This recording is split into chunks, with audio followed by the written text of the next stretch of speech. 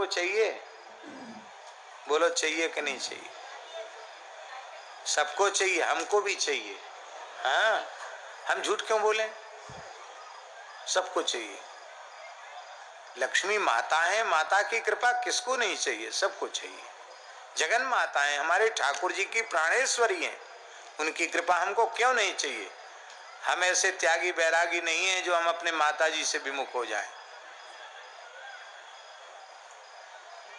सबको चाहिए, लक्ष्मी जी की कृपा सबको चाहिए।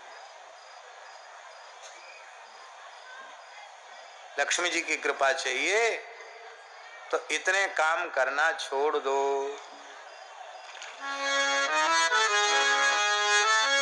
लिखने योग्य श्लोक है।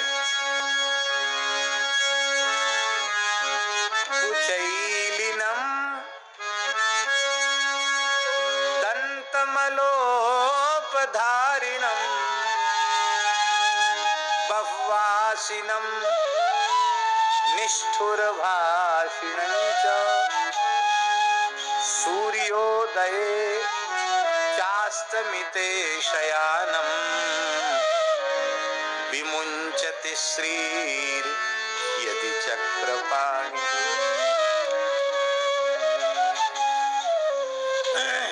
इतने दोष नारायण भगवान में भी आ जाएं तो उनको छोड़ के लक्ष्मी जी चली जाएंगे। हम तुम तो किस लाइन में? कुचैलिनम, जो सदा अपवित्र वस्त्र धारण करके रहते हैं, उनको लक्ष्मी। गंदे कपड़े नहीं पहनना चाहिए, मैले कपड़े मत पहनो, गंदे कपड़े मत पहनो, साफ स्वच्छ पवित्र वस्त्र धारण करो। बुरा नहीं मानना, भारतीय वेशभूषा पवित्र है और पाश्चात्य वेशभूषा अपवित्र है। ये कपड़े न रोज रोज धुलते हैं न रोज रोज सूखते हैं।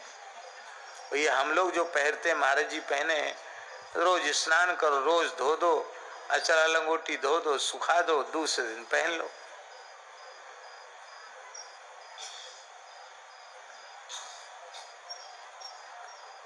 अब जो इस बहुत मोटा कपड़ा चला है, क्या जीन्स कहते क्या कहते, वो तो पता नहीं धुलता होगा कि नहीं धुलता होगा, अथवा कैसे धुलता होगा, हमें अनुभव भी नहीं है, जरूरत भी अनुभव की नहीं है। उसको भी लोगों ने फाड़ के पहनने का फैशन शुरू कर दिया। पहले तो हम सोचते थे शायद कहीं कुछ लग गया होगा, फट गया, तो किसी से हमने पूछा, कहीं नहीं, फट नहीं गया। ये फटे हुए कपड़े की कीमत ज्यादा है। गरीब आदमी का भी कपड़ा फट जाता था गांव में, तो हमने अपने बचपन में देखा है, दूसरे कपड़े का उसमें थेगरी चढ़ा दी जाती थी, सिलाई कर देते थे। और उनको बेचारों को, गरीबों को संकोच नहीं होता, भैया हम गरीब हैं, फटा कपड़ा नहीं पहनते, दूसरे कपड़े की थेगरी हमने चढ़ा दी।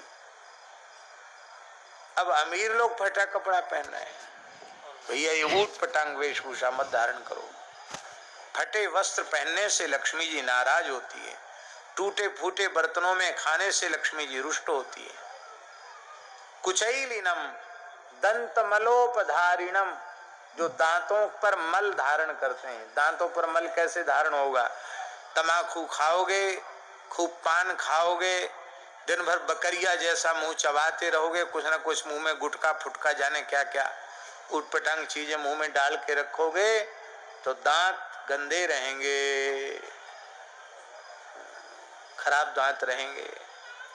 दंत मलोपधारिणम, वेद में लिखा है शास्त्री, शुक्ल दंता ब्राह्मणा। शुक्ल दंता, जो निर्व्यसन होगा वही शुक्ल दंत होगा। जो व्यसन युक्त होगा वो शुक्ल दंत नहीं हो सकता। साधक को निर्व्यसन होना चाहिए। कुचैलिनलोपधारिणम बह्वासिनम, जो खूब ठूस ठूस के खाते हैं, उनसे भी लक्ष्मी जी नाराज हो जाती है। गले में जलन पड़ रही है, भीतर वाला मना कर रहा है कुछ मत खाओ, और बढ़िया राजभोग गुलाब जामुन रबड़ी सामने आई, हा, प्रसाद का तिरस्कार हम नहीं कर सकते। प्राप्त मात्रेण भोक्तव्यम, नात्र कार्या विचारणा, भले ही उल्टी हो जाए। अरे भाई, अब कोई बाजरे की रोटी भोग लगा के धर दे, अरे महाराज अभी माला पूरी नहीं भाई, बाद में देखा जाएगा। तो बाजरे की रोटी में प्रसाद निष्ठा कहाँ चली गई? और रबड़ी मलाई मालपुआ देख के प्रसाद निष्ठा उदय हो गई। ये प्रसाद निष्ठा नहीं है, ये पदार्थ निष्ठा है।